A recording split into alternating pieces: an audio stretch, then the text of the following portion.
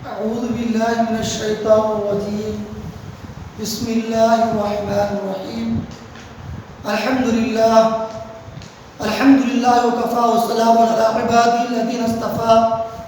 أما بعد، قال الله تعالى في شأن حبيبه: إن الله وملائكته يصلون على النبي يا أيها الذين آمنوا صلوا عليه وسلموا تسليما. اللهم صل وسلم وبارك على سيدنا محمد وعلى آله وصحبه وبارك وسلم.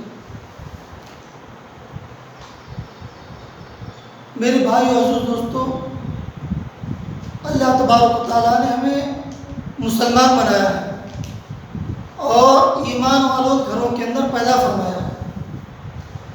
ہمیں لا الہ الا اللہ محمد رسول اللہ صلی اللہ علیہ وسلم کا جو کلمہ ہے ہم تو پڑھتے ہی ہیں، اور اس کے بعد یہ کلمے والی زندگی اپنی زندگی کے اندر لانا ہے. اور اللہ تبارک و تعالیٰ نے ہمیں کلمے کے بعد کی جو زندگی ہے ہمیں کس طرح زندگی گزارنا ہے، ہمیں اللہ تعالیٰ نے ایمان سے نوازا ہے، اس کے بعد ہمارے اوپر کیا فریضہ ہے.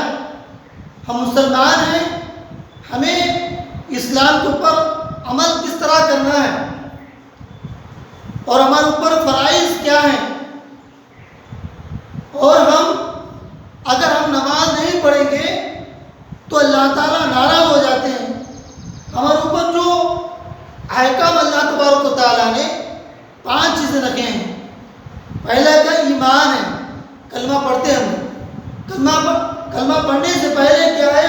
کافر بولتے ہیں. کفر معنی انکار کرنے والے. کفر کے معنی کیا ہے؟ گالی نہیں ہے، انکار کرنا ہے، مسلمان نہیں بولتے. ہم مسلمان بننے کے بعد ہمارے اوپر کیا ہے؟ نماز. تیسرا کیا ہے؟ رمضان آ گیا تو اس کے روزے رکھنا ہے. یہ 3 کیا ہے؟ تمام مسلمانوں کے لیے. اور زکوٰۃ اور حج. زکوٰۃ کس کے لیے ہے؟ جو مالدار ہے اس کے لیے. حج کس کے لیے ہے؟ جس کو اللہ تعالیٰ نے اتنی مال دیا ہے کہ وہ حج کو جا سکتا ہے. زندگی میں ایک مرتبہ کرنا حج اس کے لیے فرض ہے.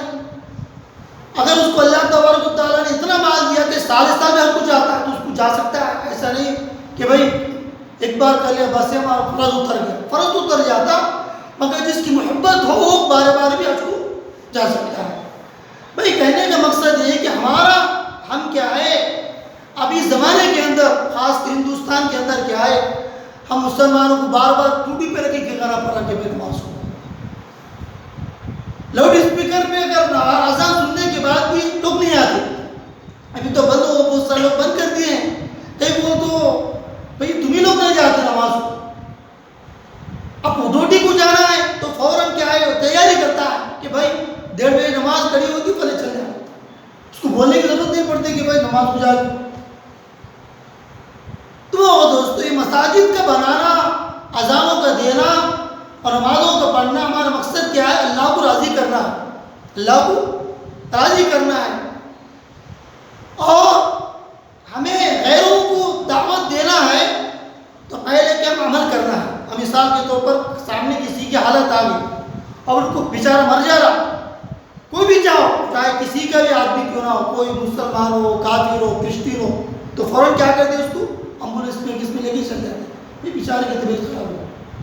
اب اسی طریقے سے اپنے رشتہ داروں کے اندر کسی کا رشتہ بھی بول رہے تھے. وہ ہمارے خان صاحب، کیا نام ہے آپ کا؟ مسعود خان صاحب بتا رہے تھے کہ رشتہ توڑنا نہیں ہے. اگر کوئی توڑ لیا تو وہ جوڑنا. جو چیستر توڑ لیا، مثال کے طور پر شادی کا توڑ لو، میاں بیوی کا رشتہ سمجھو، یہ سب سے بڑا رشتہ ہے. میاں بیوی کا رشتہ تو دنیا میں جو سیدنا آدم علیہ السلام اور سیدنا حوا علیہ السلام کا جو رشتہ ہے، وہاں سے جنت سے لے کے ہمارے خبر تک ایک رشتہ ہے میاں بیوی کا. اب کوئی بھی توڑے تو جوڑنا ہے، نہیں جوڑے تو کیا کرنا؟ اس کا انتظام کرنا. اس کو ایسا نہیں کرنا کہ بیکار کر دیے، گھر سے نکال دیے، چلے جا تم، بس ختم، ہمارا رشتہ ختم ہو گیا، ہمارے گھر کو نہیں آنا. ہمارا رشتہ ختم ہو گیا، ہم کو نہیں دکھنا، ہمارا رشتہ ختم، بچوں سے بات نہیں کرنا. تو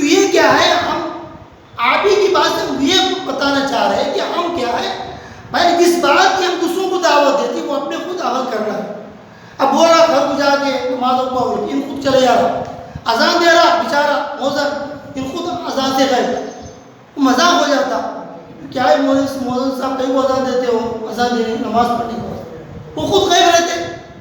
تو اس کی بات کی کیا کچھ نہیں ہے, اسی لیے کہ آج امت مسلمہ کیا ہے عمل سے کھوری ہو گئی.